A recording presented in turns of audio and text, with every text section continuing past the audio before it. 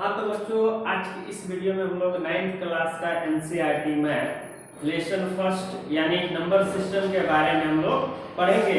Exercise को शुरू करने से पहले सबसे पहले कुछ हम लोग डेफिनेशन जान लेते हैं, जैसे कि भाज्य संख्या किसको कहेंगे, अभाज्य संख्या किसको कहिएगा, परिमेय संख्या किसको कहिएगा, अपरिमेय संख्या, वास्तविक संख्या, ऋणात्मक पूर्णांक, धनात्मक पूर्णांक, इस सब का डेफिनेशन पहले हम लोग जान लेते हैं। जैसे यहाँ लिखा हुआ है प्राकृत संख्या। प्राकृत संख्या किसको कहेंगे, तो गिनती में प्रयुक्त होने वाली संख्याएं ही प्राकृत संख्या कहलाती है। जैसे कि आप जानते हैं कि गिनती कहाँ से स्टार्ट होता है, 1 से। 1 2 3 4 5 6 इन्हीं सारे नंबर्स को हम क्या बोलते हैं, प्राकृत संख्या बोलते हैं। और प्राकृत संख्या के संग्रह को हम लोग n से सूचित करते हैं। जैसे एग्जाम्पल के तौर पर देखिएगा 1 2 3 4 5 6 डॉट डॉट डॉट, ये सब क्या है, प्राकृत संख्या है। और इसके संग्रह को बाबू हम लोग n से सूचित करते हैं। किससे, n से सूचित करते हैं। सबसे छोटी प्राकृत संख्या 1 है। अगला है पूर्ण संख्या, इसको अंग्रेजी में हम लोग होल नंबर बोलते हैं। पूर्ण संख्या किसको कहते हैं, तो प्राकृत संख्या के संग्रहवा में 0 को ऐड कर दीजिएगा ना, तो क्या बन जाएगा, आपका पूर्ण संख्या बन जाएगा। जैसे प्राकृत संख्या भी आप लोग जाने कि 1 2 3 4 5 डॉट डॉट, इसके संग्रह में केवल किसको इंक्लूड कर दीजिए, 0 को। ये आपका क्या बन गया, होल नंबर बन गया। यानी इस सब के सब क्या है, पूर्ण संख्याएं हैं। और पूर्ण संख्या को हम लोग W से सूचित करते हैं। किससे सूचित करते हैं, W से। याद रखिएगा, पूर्ण संख्या कभी भी भिन्न में नहीं होती है। पूर्ण संख्या कभी भी भिन्न में नहीं होती है। इसके साथ साथ पूर्ण संख्या कभी दशमलव में नहीं हो सकती है और कभी माइनस में नहीं हो सकती है। इस बात को आप हमेशा याद रखिएगा। अगला है अभाज्य संख्या यानी प्राइम नंबर। अभाज्य संख्या किसको कहेंगे, तो वैसी संख्या जिसका गुणनखंड सिर्फ 2 होता है।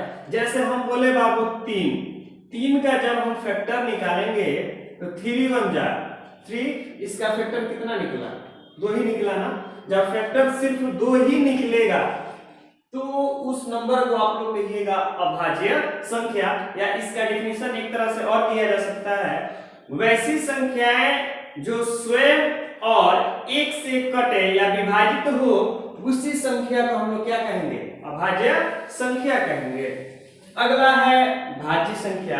भाज्य संख्या किसको कहिएगा, तो वैसी संख्याएं जो स्वयं और 1 के अलावा अन्य संख्या से भी विभाजित हो, उससे हम लोग भाज्य संख्या कहते हैं। सबसे छोटी भाज्य संख्या 4 होती है।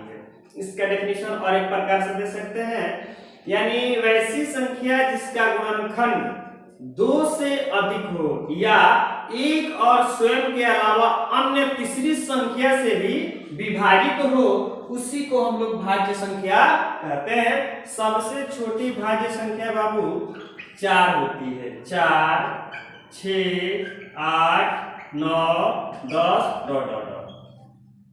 याद रखिएगा, इसका जब आप फैक्टर निकालिएगा ना, जैसे 2 2 जा 4 और 2 1 जा 2, इसका फैक्टर देखिए कितना निकला, 1 2 3। यानी 4 को हम लोग 2 into 2 into 1 लिख सकते हैं। अगर 3 या 3 से अधिक फैक्टर निकल रहा है तो संख्या भाज्य संख्या होगी। अगर 3 से कम निकलेगा, जैसे यहाँ 2 निकला है, तो वैसी संख्या का हम लोग अभाज्य संख्या कहेंगे। इसके बाद से आता है पूर्णांक यानी इंटीजर। इंटीजर किसको कहिएगा, तो प्राकृत संख्या के संग्रह में शून्य और ऋण पूर्णांकों को समूह को ही हम लोग पूर्णांक कहते हैं।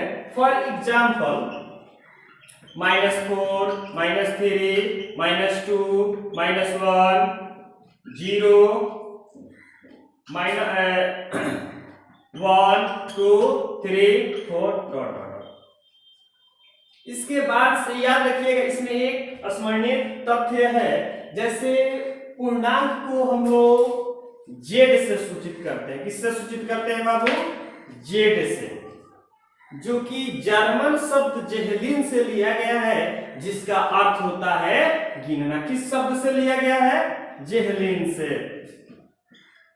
जिसका अर्थ होता है बाबू गिनना। अच्छा, पूर्णांक को हम लोग दो कैटेगरी में बांट देंगे, एक धनात्मक पूर्णांक और दूसरा ऋणात्मक पूर्णांक। धनात्मक पूर्णांक किसको कहेंगे? तो जो नंबर पॉजिटिव में होता है, यानी जो नंबर प्लस में होता है, उसको हम लोग धनात्मक पूर्णांक कहेंगे। ऋणात्मक पूर्णांक किसको कहेंगे? तो जो संख्या माइनस में होती है, उसको हम लोग ऋणात्मक पूर्णांक कहेंगे। इसके बाद से हमको जानना है परिमेय संख्या के बारे में। परिमेय संख्या किसको कहते हैं? तो वैसी संख्या जिसे हम p/q के रूप में लिख सके, उसे ही हम लोग परिमेय संख्या कहते हैं, जहां p और q पूर्णांक संख्या हो। अच्छा, इसके साथ साथ q का मान कभी भी 0 नहीं होना चाहिए, अर्थात q नॉट इक्वल टू 0। यानी q क्या है? किसी भी भिन्न का हर है, यानी डिनोमिनेटर है, और डिनोमिनेटर का मान कभी भी शून्य नहीं होना चाहिए। वैसे ही संख्या को हम लोग क्या कहते हैं? परिमेय संख्या कहते हैं। जैसे एग्जांपल बोले, जैसे हम बोले 2, क्या 2 एक परिमेय संख्या है? हाँ, 2 एक परिमेय संख्या है, क्योंकि इसके डिनोमिनेटर में कुछ नहीं होता है, तो क्या होता है बाबू? 1 होता है, जो कि यह 0 के बराबर नहीं है। अगर यह 0 के बराबर हो जाए, जैसे हम लिख दे 5/0, 0 आ गया ना, कंडीशन कहता है कि परिमेय संख्या का हर कभी भी 0 नहीं होना चाहिए। हम यहाँ देख रहे हैं कि यहाँ क्या हो गया है?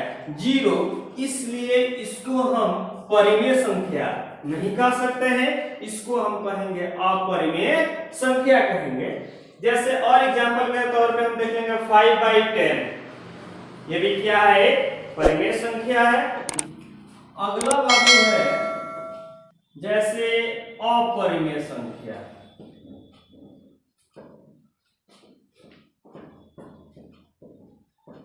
जिसको अंग्रेजी में हम लोग इरेशनल नंबर बोलते हैं।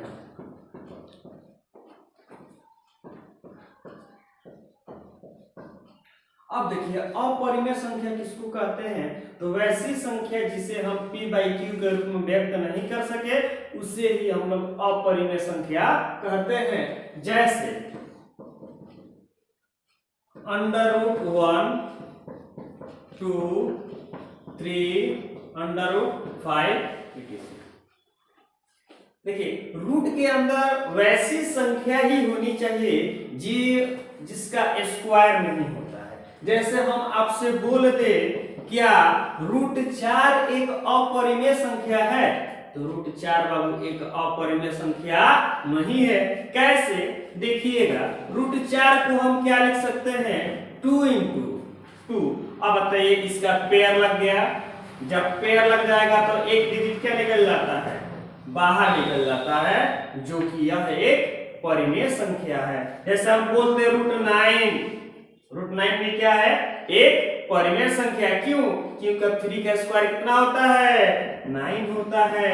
तो इसको 9 को हम 3 × 3 लिख सकते हैं, जिसमें से 2 में से एक बाहर निकल जाएगा, जो कि यह एक क्या है? परिमेय संख्या है। अगला नंबर है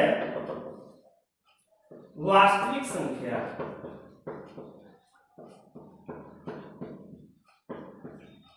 जिसको अंग्रेजी में रियल नंबर बोलते हैं। अब देखिए, वास्तविक संख्या किसको कहते हैं? तो परिमेय संख्या और अपरिमेय संख्या के संग्रह को ही हम लोग वास्तविक संख्या कहते हैं। जैसे वास्तविक संख्या के अंदर में ही 2 नंबर आती है, एक होती है परिमेय संख्या और दूसरा होता है अपरिमेय संख्या। इन दोनों के संग्रह को ही क्या कहते हैं? वास्तविक संख्या कहते हैं। जैसे √5, √7, √8, ये सब के सब अपरिमेय संख्या है, जो कि वास्तविक संख्या में भी शामिल होती है। परिमेय संख्या जैसे 5/10, 2/15, 3/9, ये सब क्या है? परिमेय संख्या है। यह भी इसी में इंक्लूड होता है। जैसे क्वेश्चन पूछा जाए आपसे, ये बताइए हमको, प्रतीक परिमेय संख्या वास्तविक संख्या होती है? हाँ, क्योंकि आपको पता है वास्तविक संख्या के अंदर ही क्या आती है? परिमेय संख्याएं आती है। हम आपसे पूछे प्रतीक अपरिमेय संख्या वास्तविक संख्या होती है, ये भी क्या है? सही बात है। लेकिन अगर हम बोले बाबू कि वास्तविक संख्या केवल परिमेय संख्या होती है, तो क्या है? गलत है, क्योंकि वास्तविक संख्या के अंदर अपरिमेय संख्या भी होती है। और इसको चेंज करके बोल सकते हैं वास्तविक संख्या को अपरिमेय संख्या कहते हैं। ये भी कथन क्या है? गलत है। कैसे गलत है? क्योंकि वास्तविक संख्या के अंदर आपका परिमेय संख्या भी तो शामिल है। अब इसके बाद से अगले वीडियो में हम लोग एक्सरसाइज 1.1 को कंप्लीट करेंगे। आज के लिए